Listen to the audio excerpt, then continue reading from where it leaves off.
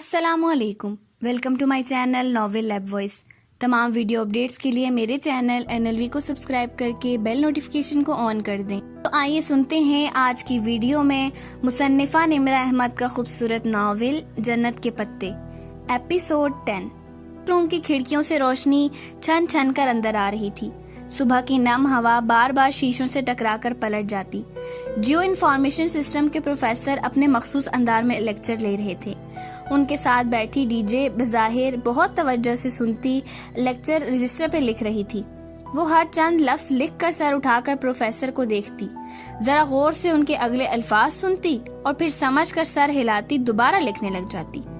حیا نے ایک نگاہ اس کے رجسٹر پہ ڈالی، وہاں اس کا چلتا قلم لکھ رہا تھا: تم لوگوں کا اسپرنگ بریک کا کیا پروگرام ہے؟ کدھر جاؤ گے اور کون کون تمہارے ساتھ جا رہا ہے؟ آخری لفظ لکھ کر اس نے گردن سیدھی کر کے پورے اعتماد سے پروفیسر کو دیکھتے ہوئے رجسٹر دائیں جانے بیٹھے معتصم کو پاس کر دیا۔ یہ ان کی اور فلسطینیوں کی واحد مشترکہ کلاس تھی۔ معتصم نے ایک نگاہ کھلے رجسٹر پہ ڈالی اور پھر سر جھکا کر کچھ لکھنے لگا۔ جب رجسٹر واپس ملا تو اس پہ انگریزی میں لکھا تھا: ہم ٹرکی کے ٹور پہ جا رہے ہیں، 7 دن میں 7 شہر، ہم 5 اور ٹالی۔ اور تم لوگوں کا کیا پروگرام ہے؟ اف، پھر یہ ٹالی۔ ڈی جے کوف سے جواب لکھنے لگی: ہم بھی 7 دنوں میں 7 شہر گھومنے کا سوچ رہے ہیں۔ اس نے رجسٹر آگے پاس کر دیا اور پھر ذرا ٹیک لگا کر بیٹھ گئی۔ معتصم اب صفحے پہ چند الفاظ گھسیٹ رہا تھا: تو ہمارے ساتھ چلو نا، تم لوگوں کو کب نکلنا ہے؟ پہلی چھٹی والے دن۔ معتصم نے اپنا پروگرام بتایا: ہم نے دوسری چھٹی پہ نکلنا ہے، سو تمہارے ساتھ مشکل ہوگا، چلو پھر چھٹیوں کے بعد ملیں گے۔ No problem. ساتھ میں معتصم نے ایک مسکراتا ہوا چہرہ بنایا۔ حیا دانت پہ دانت جمائے بمشکل جمائیاں روکنے کی کوشش کر رہی تھی۔ اسے اس کلاس سے زیادہ بورنگ کوئی کلاس نہیں لگتی تھی۔ دفتر معتصم نے رجسٹر ڈی جے کی جانب بڑھایا تو اس پہ لکھے الفاظ کو پڑھ کر ڈی جے نے رجسٹر حیا کے سامنے رکھ دیا۔ حیا نے ذرا سی گردن جھکا کر دیکھا۔ اوپر اس نے انگریزی میں لکھا تھا: ٹرانسلیٹ ان اردو پلیز۔ اس کے نیچے عربی عبارت لکھی تھی: کیف حالک؟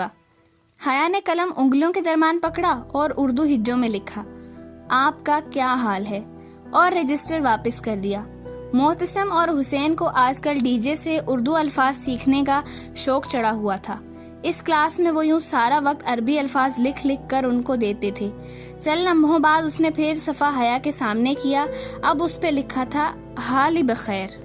حیا نے جیسے چڑھ کر نیچے لکھا: میں بالکل ٹھیک ٹھاک ہوں، آپ کی خیریتیں ٹھیک چاہتی ہوں۔ اتنا لمبا کیوں لکھا؟ ڈی جے نے حیرت سے سرگوشی کی۔ اگر چھوٹا لکھتی تو یہ فوراً ہی اسے سیکھ کر مجھ سے آج ہی کی تاریخ میں پوری فیروز اللغات لکھواتا۔ اب اچھا ہے نا، پورا دن ٹھیک پڑھنے میں گزار دے گا، اور معتصم سے کلاس کے اختتام تک ٹھیک سے نہیں پڑھا گیا۔ کلاس ختم ہوئی تو وہ واپس ڈورم میں آئی۔ ہاتھ منہ دھو کر تیار ہونے میں بھی کافی وقت لگ گیا۔ اس نے ایک مور پنکھ کے سبز رنگ کا پاؤں کو چھوتا فراک پہنا۔ فراک کی آستین تنگ چوڑی دار تھی اور نیچے پاجامہ۔ پورا لباس بالکل سادہ تھا۔ بال اس نے کھلے چھوڑ دیے اور کاجل اور نیچرل پنک لپسٹک لگا کر ڈی جے کی طرف پلٹی۔ کیسی لگ رہی ہوں؟ ڈی جے جو بالوں میں برش کر رہی تھی رک کر اسے دیکھنے لگی۔ بالکل پاکستان کا جھنڈا لگ رہی ہو، دفع ہو جاؤ۔ تقریباً 1.5 گھنٹے بعد وہ دونوں انجم باجی اور حالے کے ساتھ جہانگیر میں واقع پھپھو کے گھر کے سامنے کھڑی تھیں۔ پھپھو کو بتا تو دیا تھا نا، یہ نہ ہو وہ کہیں میں نے تو انوائٹ ہی نہیں کیا تھا۔ ڈی جے نے آہستہ سے پوچھا۔ ہاں بتا دیا تھا۔ اس نے سرگوشی میں ڈی جے کو جواب دیتے ہوئے ڈور بیل بجائی۔ پھپھو ان سے بہت تو پاک سے ملی۔ لیونگ روم میں بیٹھنے تک ہی تعارف کا مرحلہ تمام ہو گیا۔ حیا، آج تو تم نے گھر میں رونق کر دی ہے۔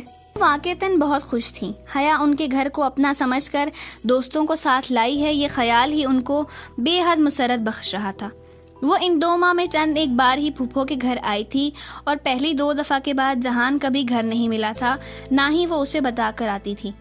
اس دفعہ تو اس نے بالکل بھی نہیں بتایا۔ وہ اندر ہی اندر خود کو اس کا مجرم سمجھ رہی تھی۔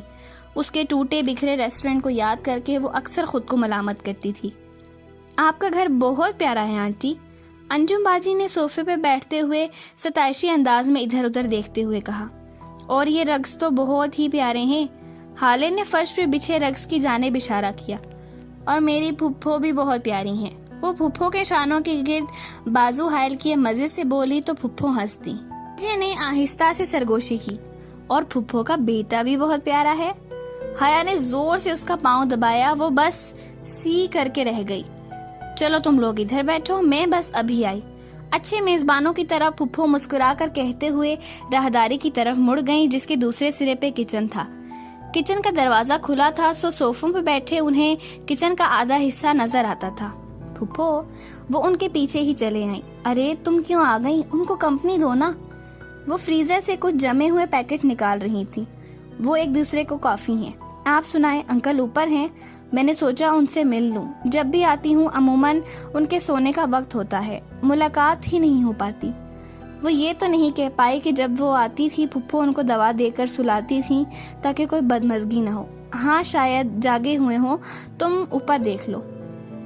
अच्छा, और जहान के रेस्टोरेंट का क्या बना? कुछ लोगों ने नुकसान कर दिया था शायद, सरसरी अंदाज बनाकर उसने पूछा। हाँ, अच्छा खासा नुकसान हो गया है इसका। काफी चिड़चिड़ा रहने लगा है उस दिन से, बस दुआ करना। वो पुरमलाल लहजे में कहते हुए कैबिनेट से कुछ निकाल रही थी। वापस आई तो डीजे और हाले फुफ्फो के घर की आराइश पे तबसरा कर रही थीं, जबकि अंजम बाजी बहुत गौर से टीवी पे कार्टून नेटवर्क देख रही थीं, जिसके कार्टून तुर्क में डब किए गए थे। स्बांजी में वाहिद शय देखने का मौका नहीं मिलता था, वो टीवी था। उनको मसरूफ पाकर वो जीने चढ़ने लगी। कंधे से लटकते शेफून के सब्ज दुपट्टे का किनारा जीनों पे फिसलता उसके पीछे ऊपर आ रहा था। सिकंदर अंकल के कमरे का दरवाजा बंद था। उसने होले से उंगली की पुश से दस्तक दी, फिर डोर नॉब घुमाकर दरवाजा खोला। कमरे में नीम तारीकी सी छाई हुई थी। बाहर धूप थी, मगर भारी पर्दों ने उसका रास्ता रोक रखा था। सिकंदर अंकल बिस्तर पे लेटे थे, गर्दन तक कंबल डाला था और आंखें बंद थीं। अंकल, उसने होले से पुकारा। वो हनूज बेहिसो हरकत पड़े रहे। वो चंद लम्हे तासुफ से उनका यह मुजदा बीमार चेहरा देखती रही, फिर होले से दरवाजा बंद करके बाहर आ गई। वो सीढ़ियों के वस्त में थी जब बैरूनी दरवाजा खुलने की आवाज आई। वो वहीं रेलिंग पे हाथ रख के रुक कर देखने लगी। सोफों पे आराम से बैठी लड़कियां भी तीर की तरह सीधी हुई थीं। दरवाजा खोलकर जहान अंदर दाखिल हो रहा था। एक हाथ में ब्रीफ केस, दूसरे बाजू पे कोट डाले, टाई की नॉट ढीली किए, हल्की ग्रे शर्ट की आस्तीन कोहनियों तक मोड़े। वो बहुत थका थका सा लग रहा था, पहले से कमजोर और मुरझाई हुई रंगत। दरवाजा बंद करके वो पलटा तो एकदम ठिठक कर रुका। अस्सलामुअलैकुम। वो जो सीढ़ियों के वस्त में खड़ी थी सलाम करके जीने उतरने लगी। जहान ने चौंक कर सर उठाया, फिर उसे देखकर सर के इशारे से सलाम का जवाब दिया। फुफ्फो से मिलवाना था अपनी फ्रेंड्स को। Nice to meet you. बगैर किसी मुस्कुराहट के उसने खड़े खड़े मुरव्वतन कहा और जवाब का इंतजार किए बगैर उन्हीं संजीदा तासुरात के साथ किचन की तरफ बढ़ गया। ये अंजू बाजी ने सवालिया निगाहों से उसे देखा। फुफ्फो का बेटा जहान। वो कदरे खिफ्त से तारुफ करवाते हुए आखिरी जीना उतरकर सोफे पे आ बैठी। वहाँ किचन का आधा मंजर दिखाई देता था, जहाँ कोट राहदारी में लगे स्टैंड पे लटका था और ब्रीफ केस काउंटर पे। वो खुद भी काउंटर से टेक लगाकर खड़ा पानी की बोतल से मुंह लगाए घूंट भर रहा था। साथ ही फुफ्फो कैबिनेट से कुछ निकालती दिखाई दे रही थी। घर छोटा था और राहदारी मुख्तसर, सो किचन में गुफ्तगू करते अफराद की आवाजें साफ सुनाई देती थीं। ने जमन जल्दी। वो बोतल रखकर उनकी तरफ मुतवज्जे हुआ। हमन समदा। जवाबन वो जरा खड़े अंदाज में दुरुस्ती से तुर्क में कुछ बोला तो डीजे से कुछ कहती हाले ने चौंक कर किचन की तरफ देखा। जहान। फुफ्फो ने तंबीही निगाहों से उसे घूरा। उसने जवाब में खासी तलखी से कुछ कहते हुए बोतल मेज पे रखी। हाले ने कदरे बेचैनी से पहलू बदला। हया उसके चेहरे के उलझे तासुरात बगौर देख रही थी। कुछ देर बाद हाले जरा सोच कर बोली, हया, इस्तिक्लाल स्ट्रीट में आज लेविस पे सेल लगी है, वो चेक ना कर ले। उठने का एक बहाना। हया गहरी सांस लेकर खड़ी हो गई। डीजे और अंजम बाजी भी कुछ कुछ समझ पा रही थी। हाँ चलो, मैं जरा फुफ्फो को बता दूं। वो किचन की तरफ आ गईं। बाकी लड़कियां सोफे से अपने अपने बैग उठाने लगीं। अच्छा फुफ्फो, हम लोग चलते हैं, हमें आगे शॉपिंग पे जाना है। किचन की चौखट में खड़े होकर उसने जहान सिकंदर को कतई नजरअंदाज करते हुए बताया। वो फ्रिज का दरवाजा खोले खड़ा कुछ निकाल रहा था। अरे अभी तो आई थी, अभी से जा रही हो? फुप्पो एक मलामत ज़दा निगाह जहान पे डालकर तेजी से उसकी तरफ आई। वो बेनियाजी से खड़ा पानी पीता रहा। फिर वो इसरार करती रही मगर वो नहीं रुकी। दोबारा आने का वादा करके वो बज़ाहिर बहुत खुशदिली से उनको खुदा हाफिज करके बाहर निकली। डोरमेट पे रखे अपने जूतों में पाँव डालने तक उसके चेहरे से मुस्कुराहट गायब हो गई थी और उसकी जगह सपाट सी सख्ती ने ले ली थी। वो उन चारों के आगे खामोशी से सड़क के किनारे चलने लगी। जब वो कॉलोनी का मोड़ मुड़कर दूसरी गली में दाखिल हुई तो वो तेजी से हाले की जानिब घूमी। हाले, जहान ने फुप्पो से क्या कहा था? जाने दो हया। हाले ने निगाहें चुराई। स्कार्फ में लिपटा उसका चेहरा कदरे फीका सा था। हाले, मुझे बताओ उसने क्या कहा था? हया, वो किसी और बात पे अपसेट होगा, तुम छोड़ दो इस किस्से को। हाले, नूर चोलग लो, मैं तुमसे कुछ पूछ रही हूँ। उसने कंधों से पकड़कर हाले को झंझोड़ते हुए उसका पूरा नाम लिया। चोलगलो यानी कि उस गांव की हाले नूर। अच्छा ठीक है, फिर सुनो। उसने पहले पूछा कि ये कब आई हैं, फिर कहा कि उनके लिए इतना फैलाव करने की क्या जरूरत है, और फिर उसने कहा कि मैं सारा दिन कुत्तों की तरह इसलिए नहीं कमाता कि आप यूं जाया कर दें। उसके कंधों पे रखे हया के हाथ नीचे जा गिरे। बहुत आहिस्ता से वो पलट गई। हया, छोड़ दो। अंजुम बाजी ने पीछे से कंधा थपथपाकर उसे तसल्ली दी। छोड़ ही तो दिया है। आज के बाद मैं कभी फुप्पो के घर कदम नहीं रखूंगी। मैं इतनी इर्जा तो नहीं हूँ कि मेरे मगरूर रिश्तेदार मेरी यूं तौहीन करें। वो कोट की जेबों में हाथ डाले सीध में देखते हुए उनके आगे चलती जा रही थी। आज उसका दिल बहुत बुरी तरह दुखा था। उसने वाकई तहिया कर लिया था कि वो दोबारा फुप्पो के घर नहीं जाएगी। रास बांजी के गिरदो नवा पे अपने पर फैलाए हुए थी। सब्ज़ारों पे जमी बर्फ अब पानी की झील बन में बह रही थी। बाहर की ताज़ा हवा हर सू फूल खिला रही थी। डूरम ब्लॉक्स की चौकोर खिड़कियां बाहर से रोशन दिखाई देती थीं। रात बीत चुकी थी मगर हॉस्टल जाग रहा था। स्प्रिंग ब्रेक शुरू होने में चंद ही दिन थे और छुट्टियों से पहले ये उनकी डोरम में आखिरी रातें थी। फिर बारी बारी सबको अपने अपने टूर पे निकल जाना था। खदीजा, हया, टाली और चेरी के डोरम में रौनक अपने उरूज पे थी। हया की कुर्सी पे स्विट्जरलैंड्स की सारा एक्सटेंशन का रिसीवर कान से लगाए बैठी थी। मुस्कुराहट दबाए उंगली पे सुनहरी बालों की लिट लपेटते हुए वो कह रही थी, मेरा फेवरेट कलर तो ब्लू है। ओह, तुम्हारा भी यही है मोमिन? वो कहने के साथ बमुश्किल हंसी रोके हुए थी। मोमिन काफी दिनों से उसकी तवज्जो लेने की कोशिश कर रहा था मगर वो उसको दिखाने के लिए हालैंड के लतीफ के साथ नजर आती थी। लतीफ खालिस डिच और कैथोलिक था मगर अफगानिस्तान में पैदा होने के सबब उसके माँ बाप ने उसका नाम अपने किसी अफगानिस्तान दोस्त लतीफ के नाम पे रखा था। यूं वो तमाम फलस्तीनों का बहुत अच्छा दोस्त बन चुका था सिवाय मोमिन के। सामने डीजे की कुर्सी पे हाले बैठी थी और उसके मुकाबले काउच पे स्पेन की सैंड्रा थी।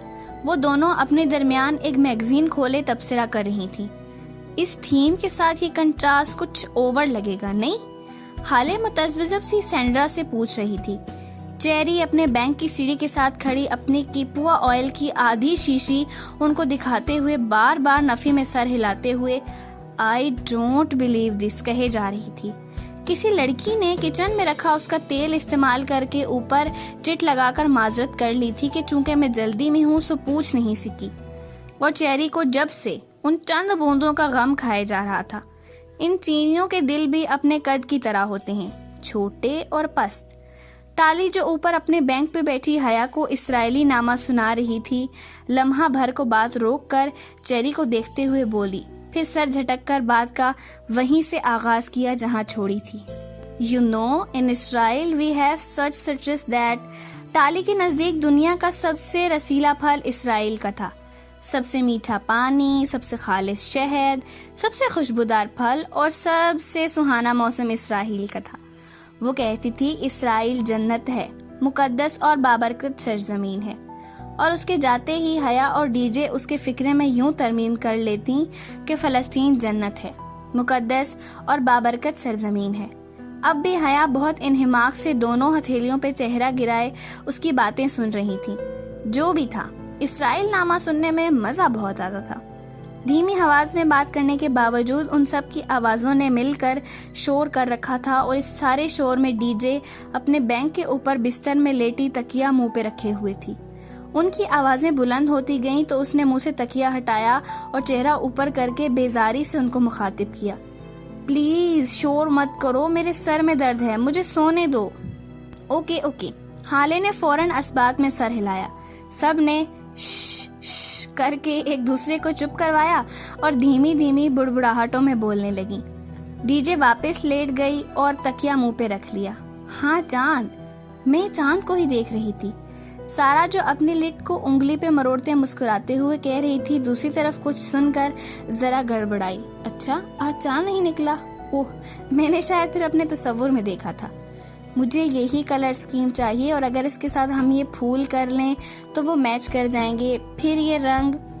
سینڈرا میگزین کے صفحے کو پلٹ کر پیچھے سے کوئی دوسرا صفحہ نکال کر حالے کو دکھانے لگی۔ آہستہ آہستہ ان کی آوازیں پھر سے بلند ہونے لگی۔ چند ثانیے بعد ڈورم میں پھر سے شور اٹھا۔ Can some one please shut up?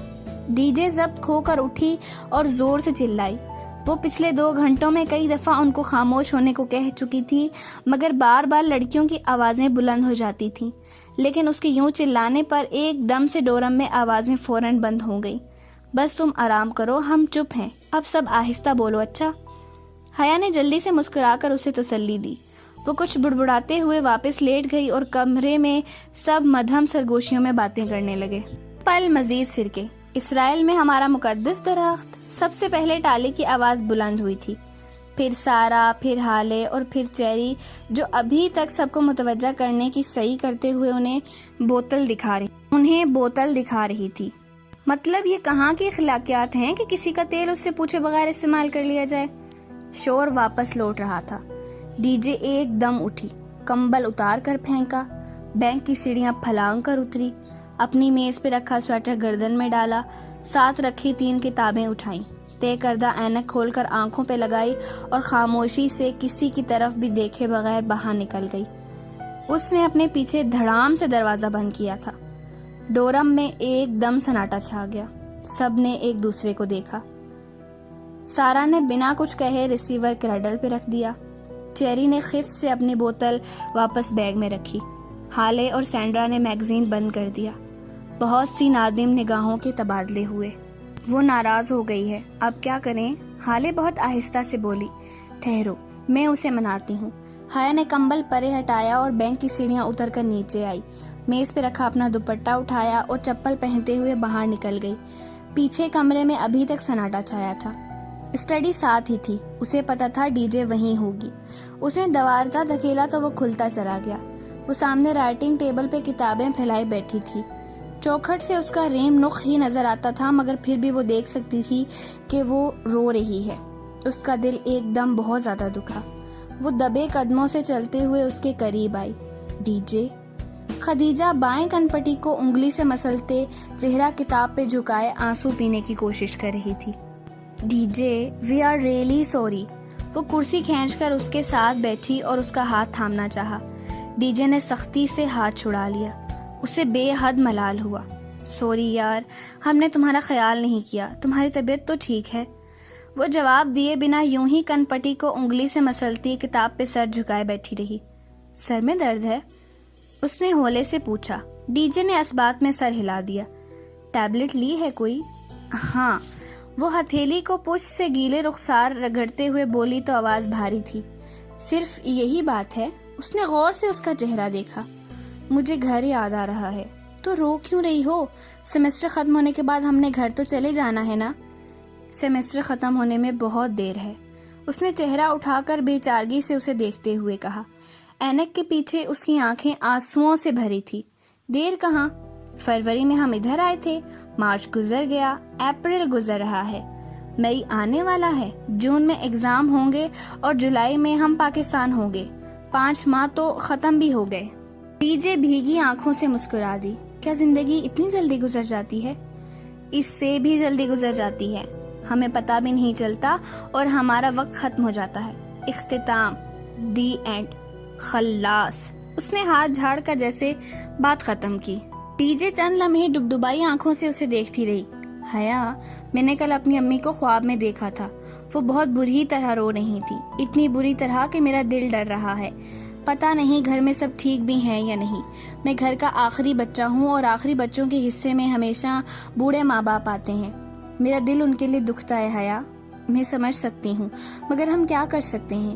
3 ماہ تو ہم نے یہاں گزارنے ہیں نا. ہم پاکستان چلے جائیں. تم جانتی ہو یہ ناممکن ہے. ہم نے کانٹریکٹ سائن کیا ہے. ہم 5 ماہ ختم ہونے سے پہلے ترکی نہیں چھوڑ سکے.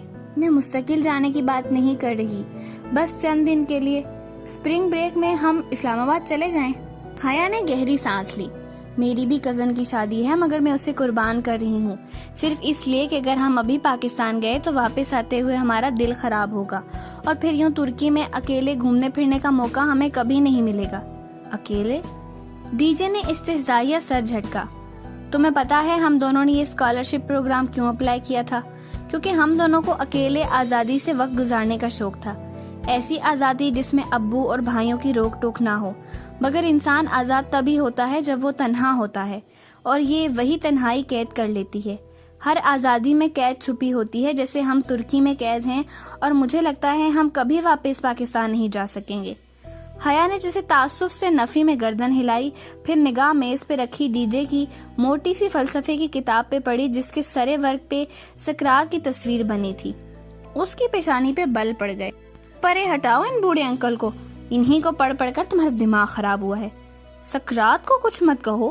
ڈی جے نے تڑپ کر کتاب پیچھے تھی. افلاطون گواہ ہے کہ سقراط نے کس عظمت و بہادری سے زہر کا پیالہ پیا تھا. میری تو 7 نسلوں پہ احسان کیا تھا. وہ تنگ کر کہتے ہوئے کھڑی ہو گئی. اور ہم کوئی پاکستان نہیں جا رہے. 7 دن اور ترکی کے 7 شہر، یہ پروگرام ہے ہمارا. ڈن؟ ڈن. ڈی جے مسکرا دی. اور سنو، آج ٹائم چینج ہو گیا ہے، گھڑی 1 گھنٹہ آگے کر لو. وہ ڈی جے کو نارمل ہوتا دیکھ کر ٹالی کا اسرائیل نامہ سننے واپس چلی گئی. او نہیں، یہاں بھی وہی مشرف والا نیا ٹائم پرانا ٹائم. ڈی جے نے جھنجھلاتے ہوئے کتاب کھول لی. اسے نئے ٹائم پرانے ٹائم سے زیادہ کوفت کسی شے سے نہیں ہوتی تھی.